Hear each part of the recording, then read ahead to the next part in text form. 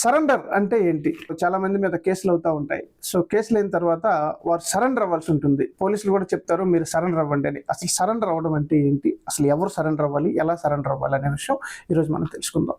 తెలుసో తెలియకో మన మీద ఏదైనా ఎప్పుడైనా ఒక తప్పుడు కేసు నమోదయ్యొచ్చు, లేదా రియల్గా ఏదైనా కేసు అవ్వచ్చు.